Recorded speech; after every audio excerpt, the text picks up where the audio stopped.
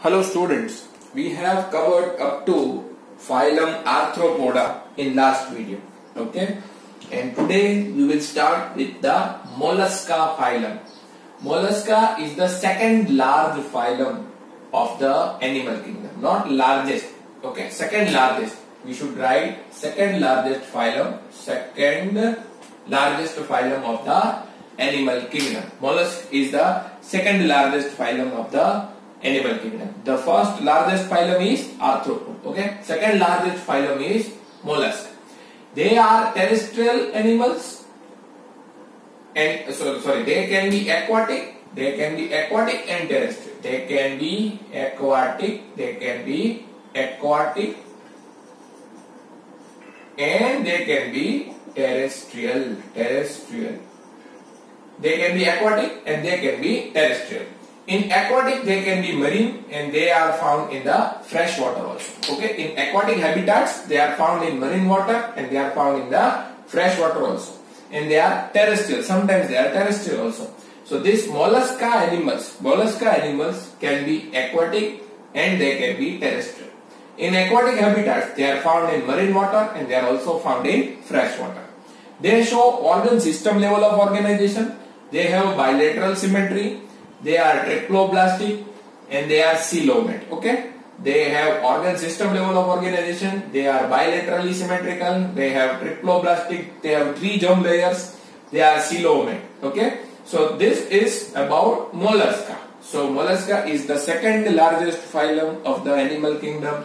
They can be aquatic. They can be terrestrial. In aquatic habitat, they can be marine and they can be found in fresh water also. They show organ system level of organization. They have bilateral symmetry. They are triploblastic and they are coelomate animals.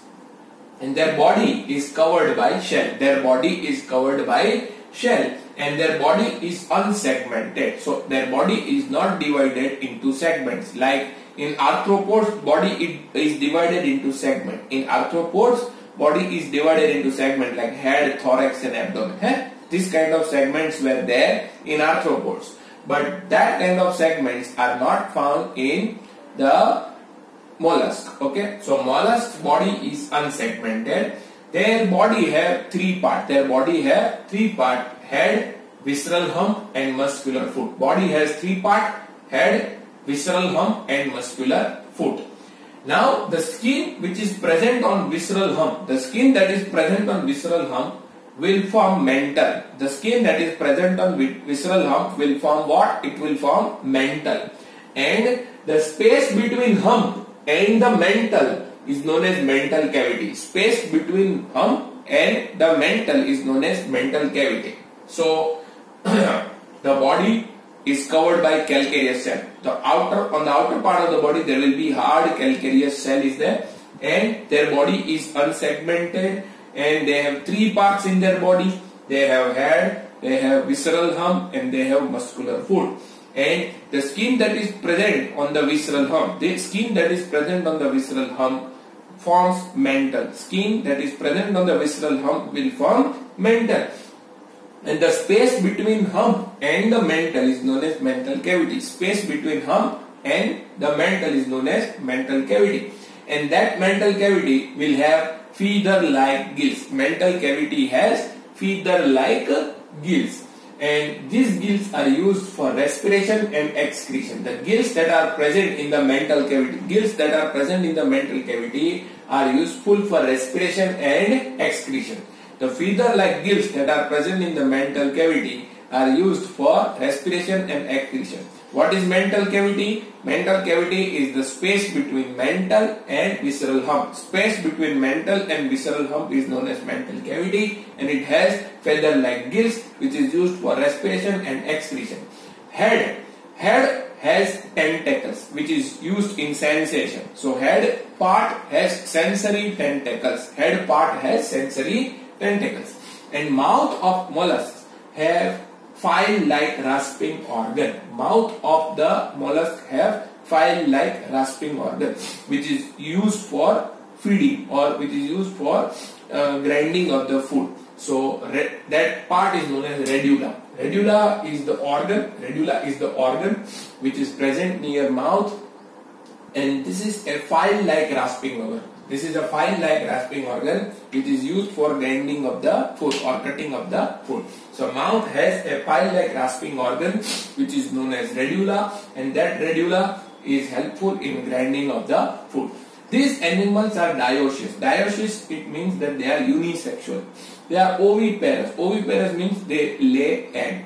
And they show indirect development. It means that young ones are not similar to their parents. Young ones are not similar to their parents. Now example. In this example I have written only scientific name. You also have to remember the common name. Okay. The examples of mollusk are Pila, Pinctada, Sepia, Loligo, Octopus, Aplysia, Dentalium, Chaetoplura. Okay. Pila, Pinctada, Sepia, Loligo, Octopus, Aplysia, Dentalium and Chaetoplura. These are the example of mollusk phylum. So this is all about mollusk. I have written only scientific name. You have to write common names also. When you do the homework, you have to write the common name also. You have to remember the common name also. Okay. So Mollusca is the second largest phylum of the animal kingdom. They can be aquatic, they can be terrestrial. In aquatic, they can be marine or freshwater. They show organ system level of organization. They have bilateral symmetry. They are triploblastic. They are coelomate animals. And their body is covered by shell, and their body is unsegmented. They have three-part head, visceral hump, and muscular foot. And the skin present on the visceral hump will form mantle, and the space between hump and mantle is known as mantle cavity. Space between hump and mantle is known as mantle cavity, which is having feather-like gills, which is used for respiration and excretion. And head has sensory tentacles. Mouth has file-like rasping organ, which is known as radula, which is used for grinding of the food. And they are dioecious animals. They are oviparous, and they have indirect development. Examples are Pila, Pinctada, Sepia, Loligo, Octopus, Aplysia, Dentalium and Chaetoplura. Now let's talk about the next phylum, that is Echinodermata. Okay, sure.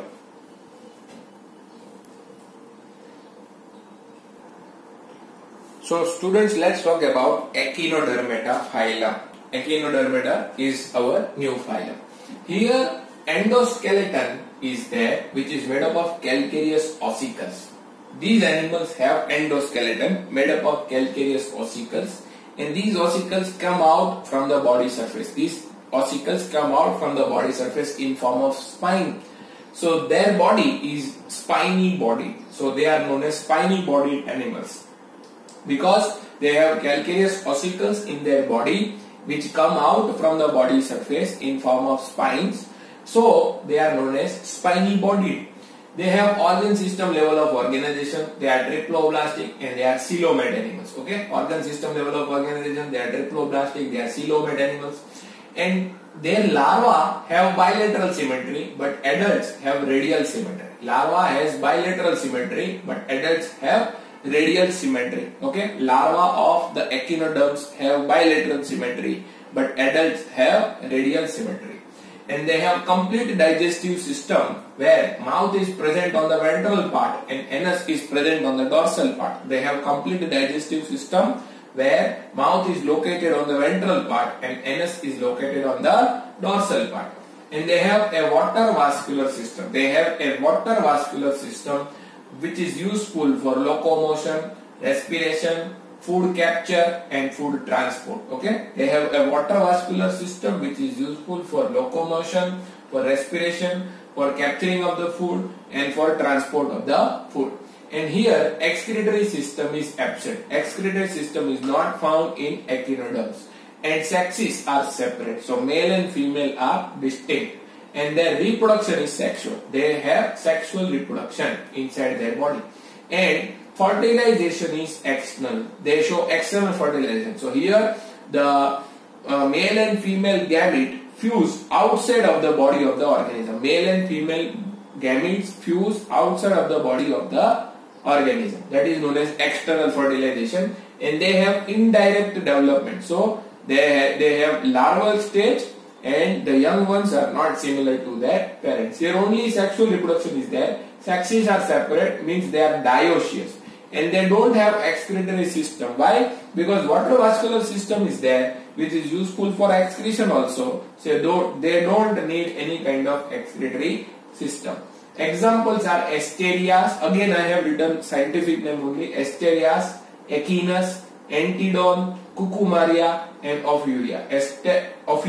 Asterias, Echinus, Antedon, Cucumaria, and Ophiuria. These are the examples of Echinoderm. Asterias, Echinus, Antedon, Cucumaria, and Ophiuria.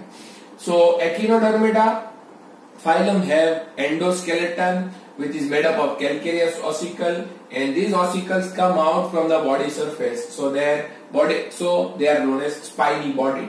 They have organ system level of organization. They are triploblastic. They are coelomate. Their larvae have bilateral symmetry, and adults have radial symmetry. And their digestive system is complete. The mouth is located on the ventral side, and anus is located on the dorsal side. And they have water-vascular system, which is used for locomotion, respiration, capturing of the food, and transport of the food. Their excretory system is absent, and here sexes are separate, and reproduction is sexual. Fertilization is external, and they have indirect development. Examples are Asterias, Echinus, Antedon, Cucumaria, and Ophiuria. So students, we have covered two phylum, mollusks and Echinoderm. In the next video, we will start with Hemichordata. Chalo.